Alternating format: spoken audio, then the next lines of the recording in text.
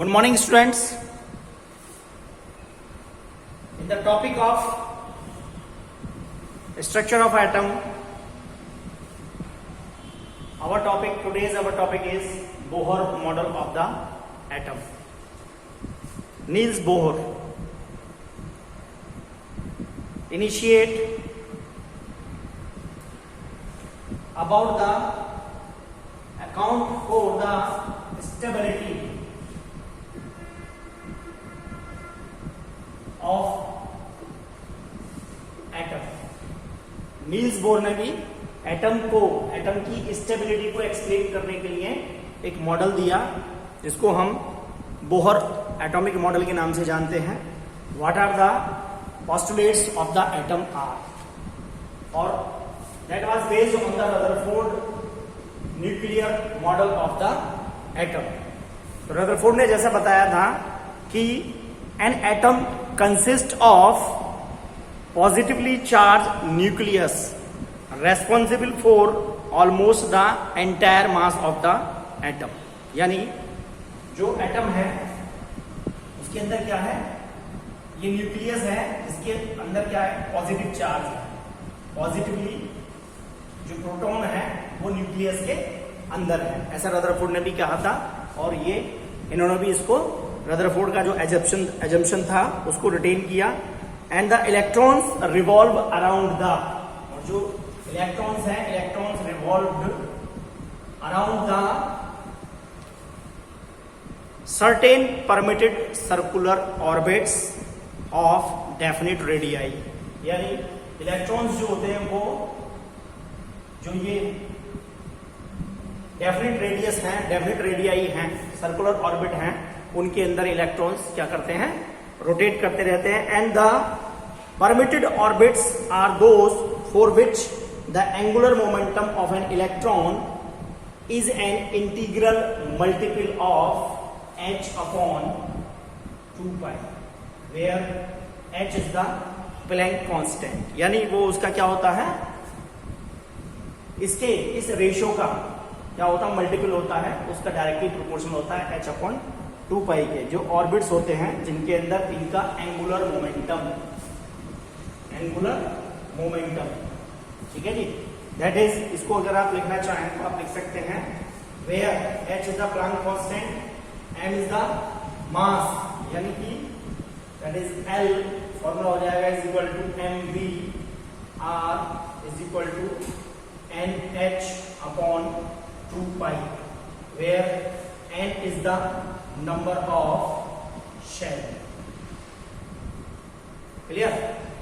N is the number of shell, or we can represent it by 1, 2, 3 and so on. यहाँ पर n क्या है, ये number of shell है. Where L is the orbital angular momentum. अब यहाँ कौन क्या क्या चीज है, that is the angular momentum, m is the mass, v is the velocity, r is the radius, and number of the shell, h is the Planck constant, and that is the constant value pi 3.14 or 22/7. when अब electrons जब इनके अंदर क्या करेंगे, rotate करेंगे, when electrons move in permitted discrete orbit they do not radiate or lose energy. यानी bore का मानना ये था कि जब ये इलेक्ट्रॉन्स इन डिस्क्रीट, यानी जिनकी शेल हमको पता हो, ठीक है, उसको डिस्क्रीट ऑर्बिट कहते हैं, डिस्क्रीट ऑर्बिट के अंदर रोटेट करेंगे तो ना तो वो एनर्जी को लूज करेंगे और ना ही गेन करेंगे. Such orbits are called stationary और नॉन रेडिएटिंग ऑर्बिट. तो ऐसे ऑर्बिट को हम स्टेशनरी ऑर्बिट या नॉन रेडिएटिंग ऑर्बिट कहते हैं. Bohr overcome Rutherford's difficulty to account for the stability of the atom. यहां बोहर ने रदरफोर्ड की जो परेशानी थी उसको दूर किया स्टेबिलिटी ऑफ एटम को काउंट करने के लिए. Greater the distance of energy level from the nucleus. अब यहां से न्यूक्लियस से जितनी दूर, ये इसका न्यूक्लियस होगा, यहां से जितनी दूर क्या होगा, शेल होगा, उतना ही उसकी क्या होगी, एनर्जी ज्यादा होगी. एनर्जी एसोसिएटेड विद इट, उसकी एनर्जी उतनी ही ज्यादा होगी. And the different energy levels are numbered as, और इन एनर्जी लेवल को हमने क्या दिया, डिफरेंट नाम से दिया, दैट इज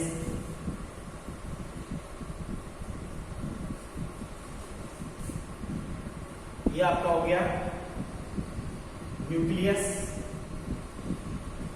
जहां आपका प्रोटॉन और क्या रहता है न्यूट्रॉन। ये हो गया आपका फर्स्ट शेल, इसको नाम दिया K, then after that is L, then after that M, that is N। या इसको न्यूमेरिक वे में 1 2 3 और 4 एंड सो ऑन, आगे भी अगर जरूरत है तो हम ले सकते हैं। ठीक है, इनको इन डिस्क्रीट जो ऑर्बिट्स थे उनको, इन शेल को हमने K L M N या 1 2 3 4 के द्वारा रिप्रेजेंट किया। And ordinarily the an electron continues to move in particular stationary orbit. अब इलेक्ट्रॉन क्या करेगा, यदि एक लेवल से दूसरे लेवल के अंदर या एक शेल से दूसरी शेल के अंदर जाता है, ठीक है जी, या यहां क्या कहेंगे, if an electron continues to move in a particular stationary state और ऑर्बिट, तो उसको हम क्या कहेंगे, जैसे यहां इलेक्ट्रॉन है तो ये उसका क्या है, ग्राउंड स्टेट है, इसको क्या कहेंगे, ग्राउंड स्टेट कहेंगे। And when energy is given to the electron it jumps to higher energy, और जैसे ही इसको क्या मिलेगी, एनर्जी मिलेगी, तो ये अगली शेल के अंदर पहुंच जाएगा। And when the electron jumps from higher to lower state the energy is radiated. ये जब ये हायर से लोअर के अंदर जाएगा तो क्या करेगा, एनर्जी को रेडिएट करेगा। एंड ये था बोहर एटॉमिक मॉडल। क्या क्या एडवांटेज थे इसके, बोहर मॉडल की अगर एडवांटेज की बात करें तो Bohr theory satisfactorily explain the spectra of species having 1 electron. केवल एक इलेक्ट्रॉन जिसके अंदर है उसको ये सेटिस्फैक्टरली क्या कर पाता है, एक्सप्लेन कर पाता है, पहला एडवांटेज। दूसरा, हम इसके द्वारा क्या निकाल सकते हैं, calculation of the radius of Bohr orbit. ठीक है, हम यहां से इसकी रेडियस को भी कैलकुलेट कर सकते हैं। थर्ड वन, उसके लिए फॉर्मूला है आपका, that is according to Bohr radius of n orbit, that is Rn is equal to h square upon 4 pi square m e square k into n square upon z। ठीक है जी, ये इसके द्वारा, यहां पर n क्या है, n is the orbit number, m is the mass number and e is the charge of the electron, e mass number. ठीक है, where k is the Coulomb constant, इसकी वैल्यू होती है 9 into 10 to the power 9 newton और metre square. ठीक है जी, पर coulomb square. ठीक है, 9 इंटू 10 टू द पावर 9, ये k है, कूलम कांस्टेंट कहते हैं इसको। और जब आप यहां पर इनकी वैल्यू को पुट कर दोगे तो इसके लिए एक फॉर्मूला आ जाता है, जहां पर पुट कर देंगे आप किसकी वैल्यू, m, e, k और h की वैल्यू को पुट करने के बाद यहां पर फॉर्मूला आ जाएगा आपका n square upon z multiply 0.529 और n स्ट्रॉन्ग। यानी इस फॉर्मूले के द्वारा हम बोहर रेडियस को क्या कर सकते हैं, कैलकुलेट कर सकते हैं। क्लियर जी। Then calculation of the velocity of the electron, electron की वेलोसिटी क्या है, हम उसको भी कैलकुलेट कर सकते हैं।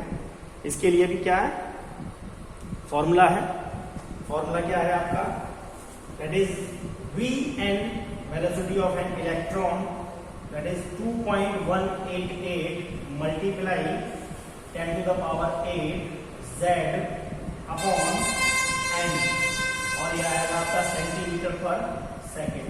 इसके द्वारा हम वेलोसिटी ऑफ इलेक्ट्रॉन को क्या कर सकते हैं, कैलकुलेट कर सकते हैं। देन नेक्स्ट एडवांटेज है calculation of energy of electron in Bohr orbit. ठीक है जी, यहां से हम बोहर ऑर्बिट, ये एनर्जी को भी कैलकुलेट कर सकते हैं। ये मैं शॉर्ट में आपको बता रहा हूं, क्यों, क्योंकि हो सकता है कि ये आपकी एनसीईआरटी की बुक में ना दिया हो। Then special evidence for quantization, हम क्या कर सकते हैं, हाइड्रोजन स्पेक्ट्रम को इस एटॉमिक मॉडल के आधार पर एक्सप्लेन कर सकते हैं। ये भी एक क्या है, इसका एडवांटेज है। ठीक है जी। Now failure of Bohr model, इस मॉडल के फेल होने का कारण क्या रहा? सबसे पहला कारण था Bohr theory was very successful in predicting and accounting the energies of line spectra of hydrogen. Hydrogen का लाइन स्पेक्ट्रम, अभी हम उसको देखेंगे आगे क्या होता है। यानी हाइड्रोजन के अंदर चूंकि क्या होता है, एक इलेक्ट्रॉन होता है, इसलिए एक इलेक्ट्रॉन को स्टेबिलिटी, एक इलेक्ट्रॉन की एटम की स्टेबिलिटी को ये मॉडल आसानी से एक्सप्लेन कर पाया। Whereas this theory could not explain the presence of multiple line spectra, अगर वहां पर एक से अधिक इलेक्ट्रॉन हो तो ये उसको एक्सप्लेन नहीं कर पाया। ठीक है जी।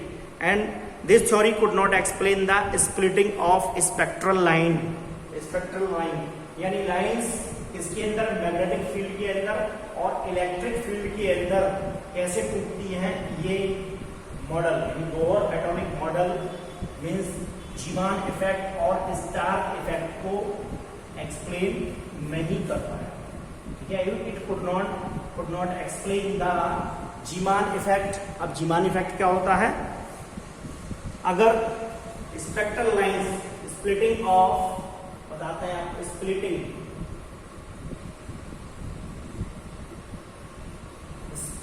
Of spectral lines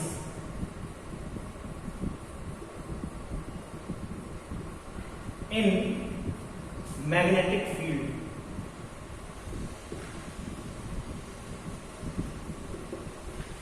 that is called Zeeman effect. Whereas if it occurs splitting of spectral lines in electric field, अगर इलेक्ट्रिक फील्ड है और वहां पर क्या होती है, लाइंस, स्पेक्ट्रल लाइंस टूटती हैं तो उसको स्टार इफेक्ट कहते हैं। इन दोनों इफेक्ट को भी बोहर मॉडल नहीं एक्सप्लेन कर पाया। ठीक है जी। उसके बाद आगे आता है ड्यूअल नेचर ऑफ इलेक्ट्रॉन, या पहले मैं आपको बता देता हूं हाइड्रोजन स्पेक्ट्रम के बारे में।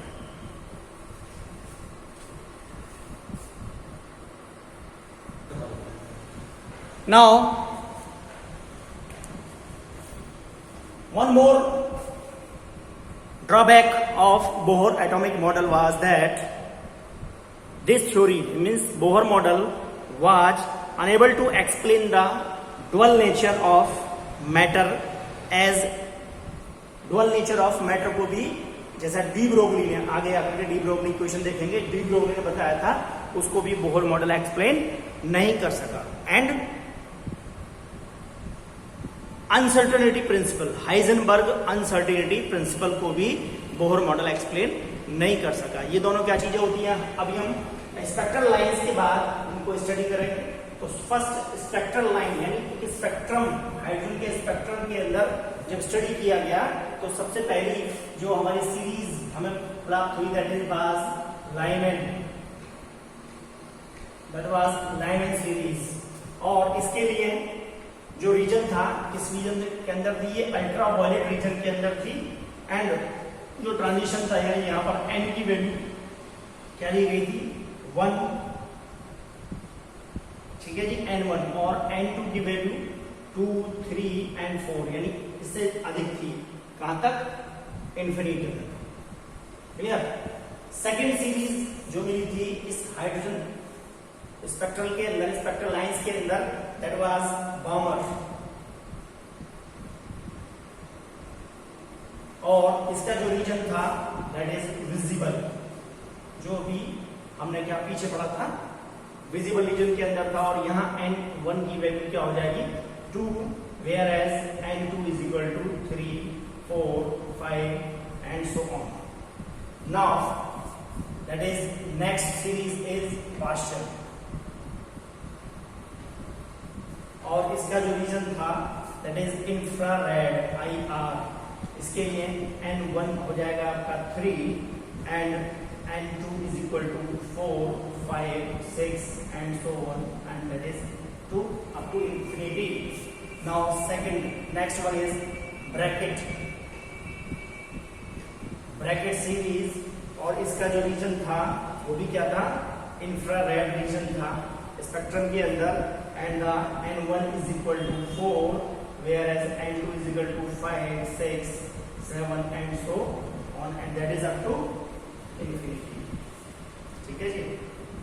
n1 और n2 ब्रैकेट के लिए n1 और n2 क्या होंगे, 5, 4 और 5, ठीक है। n1 और n2 की value 5, 6, 7 and so on until infinity. Now next one is fund, P silent है बेटा, fund सीरीज, इसका जो रीजन था वो भी क्या था, इंफ्रारेड रीजन था, और n1 is equal to 5 whereas n2 is equal to 6, 7, 8 and so on infinity तक. And the last one, main इन्हीं को काउंट करते हैं, और लास्ट सीरीज है Humphrey, HUMPHREY, that is Humphrey series, और इसका जो रीजन था फार इंफ्रारेड रीजन, और यहाँ पर n1 is equal to 6 whereas n2 is equal to 7, 8, 9 and so on until infinity. So these were the spectral lines in the spectrum of hydrogen. पहला Lyman, इसका जो रीजन था कहाँ, अल्ट्रावायलेट रीजन के अंदर थी, देन बामर जो विजिबल रीजन के अंदर थी, देन पास्चर इंफ्रारेड रीजन के अंदर, देन ब्रैकेट इंफ्रारेड रीजन के अंदर, देन पुंड ये भी इंफ्रारेड रीजन के अंदर थी, last one is Humphrey, far infrared means को कहते हैं, ठीक है जी। फार इंफ्रारेड रीजन इसका क्या था, स्पेक्ट्रल लाइन थी, स्पेक्ट्रम था जहां पर ये निकली थी, लाइंस इन द रीजन। तो ये था आपका हाइड्रोजन स्पेक्ट्रम। या हाइड्रोजन स्पेक्ट्रम के द्वारा ये सीरीज हमको प्राप्त होती है, लाइमन, बामर, पास्चर, ब्रैकेट, फुंड और हम्फ्रे। इसके बाद आता है आपका ड्यूअल नेचर या बोहर सोमरफेल्ड मॉडल।